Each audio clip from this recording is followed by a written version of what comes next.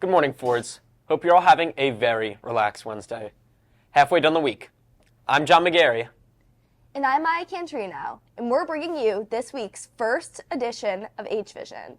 Let's get things started with the Pledge of Allegiance. Everyone please rise. I pledge allegiance to the flag of the United States of America and to the republic for which it stands, one nation, under God, indivisible, with liberty and justice for all. Also, we're all waiting for the weather report, which means we're waiting for our Hurricane Harrison to step in. Take it away. Good morning, H-Vision. Happy Wednesday. We hope you're enjoying this winter-type weather. Today we have a high of 42 degrees and a low of 28. Soon enough, we'll be getting more of that snow, and I hope you're ready for it because there's only 13 more days until winter break. I'm excited for it. I hope you are too, and we'll see you next time. Oh man, another typical winter day here in Havertown. A drop in a few more degrees, and we may have snow. But now, we have the athletic announcements. Well, announcement. There's only one today. So, congratulations to the boys' freshman basketball team for defeating Parkland last night. Now let's start off school announcements with a reminder that the math department will have a meeting after school. That's for all you teachers. Open Doors will be collecting money for their donut sale this homeroom. If you purchase a donut for $2, then they'll be delivered tomorrow. Get yourself a donut, and it'll support those in need. Support NBHS today as their Chipotle fundraiser from 4 to 8. Be sure to mention that you are there to support the business department at Haverford High School. The Best Buddies Club is having their merchandise sale as of right now. Outside of the school store, there are QR codes you can scan to find the link. You may also ask your homeroom teacher. Now the general club announcements. Tomorrow, Girls Spark Club will be meeting in room 260 to chat and connect about the relevant issues that you and your peers are dealing with on a daily basis. Calling on all arts and crafts lovers, Art Club will meet every Tuesday after school in rooms 120 and 122 until 3:30. If you're not sure what Art Club is all about, come stop by and experience the open studios. All are welcome. Rainbow Alliance is having their weekly meeting in the library following school. All are welcome to join. Guitar Club will meet in Mr. Althouse's room 129 after school until 3:30. And finally, the Writing Center will be open in room 233. All grade levels are welcome, and they will be providing help with various writing assignments. And that's about it for today's episode of H-Vision. But before we end, let's go to the features. Starting off will be a small throwback to Thanksgiving, reviewing the history of Turkey Bowl games here at Haverford. Haverford High School first opened in 1911 to 1912. The well-known rivalry between Upper Darby and Haverford originated in 1921. This is one of the longest-running high school rivalries in not only Pennsylvania but also the country. Haverford is listed as the first winners of the Thanksgiving Day game. Because it is on Thanksgiving, it is called the Turkey Bowl, which is a very popular Delco name for holiday games throughout different sports. It is not stated who the coach was for the first 5 years of the Turkey Bowl, but Allison Cornog took over in 1926. He was added into the HHS Sports Hall of Fame in 1996.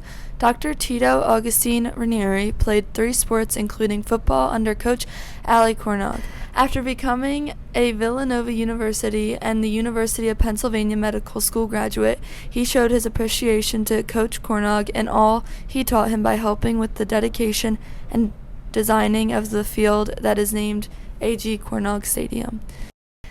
In 1981, Dr. Ranieri designed the 2'6" trophy for the winner of the Turkey Bowl. This trophy is now awarded to the winner of each year's game, and the winning team is able to keep it until the next game.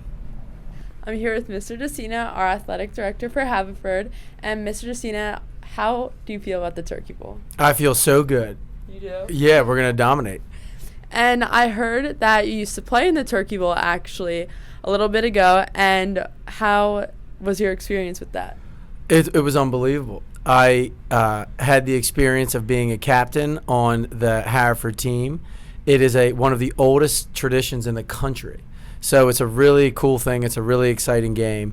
And in my time at Haverford, we beat Upper Darby 3 out of 4 times. And that was when we turned the corner from Upper Darby won like all the 90s, and then we started winning, and now we win all the time because we're the best. Yep. Turkey Bowl games will always make Thanksgiving around here more exciting. I agree. But keeping in theme with Thanksgiving and football, we're next going to look at the history of Thanksgiving Day games, but in the NFL this time. Thanksgiving is right around the corner, and although you may not watch it, NFL's Thanksgiving Day football has always been around here in Havertown. Since its creation, the NFL has played games on Thanksgiving Day, traditionally including 2 games hosted by the Detroit Lions and the Dallas Cowboys, and a 3rd game from any 2 teams. Last year, almost 140 million people tuned into the 3 NFL games playing Thanksgiving Day, so it's safe to say that the tradition is well known. We're going to take a trip back to the past and talk about the biggest Thanksgiving Day games and traditions in its history. The tradition was born in 1934 when George Richards purchased the NFL team Portsmouth Spartans, moved the franchise to Detroit, and renamed them the Lions. To grab the attention of the nation, Richards made a deal with NBC to broadcast his Thanksgiving games on 94 stations across the country. In 1966, the Cowboys followed suit, breaking their attendance record as 80,259 people crammed into their own Cotton Bowl stadium and became the second official host of Thanksgiving games. In 1989, John Madden awarded the first Turkey Leg Award to the MVP of the game. This first MVP award was won by Reggie White of our own Philadelphia Eagles. There are now 3 MVPs of the game who now get the John Madden Player of the Game award, and the player gets $10,000 to donate to a charity of their choice. In 1993, the Dallas Cowboys hosted the Miami Dolphins in a snow-filled Texas stadium. Dallas led 14-13 with just seconds remaining in Miami's possession. Miami's Pete Stoyanovich attempted a game-winning 40-yard field goal that was blocked. However, Cowboys lineman Leon Lett tried to gain possession of the ball, and in doing so he slipped, fell, and knocked the ball forward, making it live. The Dolphins team fell on the ball and got a second chance on a much shorter field goal, which they hit, winning the game 16-14. In 1988, a super controversial game occurred between the Pittsburgh Steelers and the Detroit Lions. After a 16-16 tie in regulation, the 2 teams went to overtime. Pittsburgh's Jerome Bettis called the coin toss in the air for possession, but head ref Phil Luckett declared Detroit the winner of the toss after Bettis changed his answer from heads to tails midair. Luckett said Bettis called heads, and when the coin landed as tails, the Lions elected to receive, going on to kick a field goal and winning the game 19-16. This created a later rule that required referees to confirm the call on a coin toss before flipping it. This week's games feature the Lions hosting the Green Bay Packers, the Cowboys hosting the Washington Commanders, and the San Francisco 49ers against the Seattle Seahawks. Make sure you tune into these Thanksgiving Day games. Another event in history may be waiting to happen. Did you know Thanksgiving Day games have been a tradition since 1934? Wow, I can't even comprehend how long ago that was. I know, right? Last but not least, we have a review of the heavily advertised new Wawa menu item, Wawa Pizza. If you have not had a chance to try it yet, then tune into this last feature.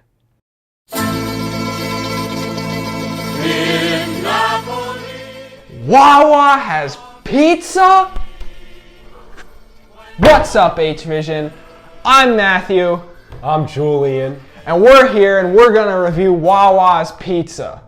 We arrived at the infamous Big Wawa, and you all know what we're here for. It's pizza night on H-Vision today. We got a large pizza with half pepperoni and half plain, since that's what most people want to see. And the grand total is $15.99, which is around the same price, give or take, with other pizza places in town. While we waited for the pizza to be made, we decided to get some refreshments. I got a Mountain Dew Game Fuel, and Matt got a Sprite Cranberry. The wait for the pizza honestly wasn't that bad. I would say it took about, give or take, 15 minutes, and that's not that long, especially for a freshly made pizza, as Wawa claims. We make it outside, and our first impressions on the pizza, well, let's just say it's not the best first impressions. Let's head back to the dinner table and get to the rest of our review. Now let's start with a slice of cheese. So they didn't cut it very well. Yeah. So it's very hard for us to get non-contaminated pieces with pepperoni on them. Mine's got some pepperoni on it. I don't know if you can see that. Yeah, I got some on there. Certainly excited. All right, let's go. It's frick oven. Yeah, surprisingly, not the worst that I've ever had. Cheese is creamy. The crust isn't hard, and it's like the perfect consistency, and it doesn't taste like plastic. For a pizza this big, this is like 16 inches, and you can't get a slice of this. This is like, I would hope it's good if you're gonna get a big pizza like this. They say they make it fresh. Yeah, they say. But I mean, besides that, I really like it. I'm having a good time. I think it's pretty good. I'm giving it like a 7. It's okay. I'm not like losing my mind over it, but I mean, it's better than some other pizzas I've had, so. All right, we finished the cheese. But now we're on to the pepperoni side of pizza. One thing I would say is that my slice in particular, look at this. All right, let's take a bite. Yeah, I mean, nothing wrong with the pepper. I honestly, I still give it a 7. Probably have to go down by 0.5, so probably be a 7 as well. Because like they gave you like 11 pieces on it. You're not trying to eat all that. Thank you so much for watching. We had I'm gonna say a decent time with this pizza. I don't want to say good because it wasn't great. There's a lot to be improved upon. Havertown wants a new competitor in the pizza space, and this is not it. Yeah, like we need one, but thank you for watching. We had a decent time with the pizza and a very fun time reviewing it. I'm Matthew. I'm Julian. And we'll see you next time, H-Vision. When the moon hits your eye like a big pizza pie, that's amore.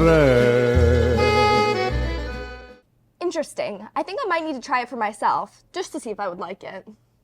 Never would have thought Wawa would ever have pizza. What do you think's the next thing on the menu? That's the question I'm going to leave you viewers with, as we're at the end of today's episode. I'm John McGarry. And I'm Maya Cantorino. See you next time, forwards, and goodbye.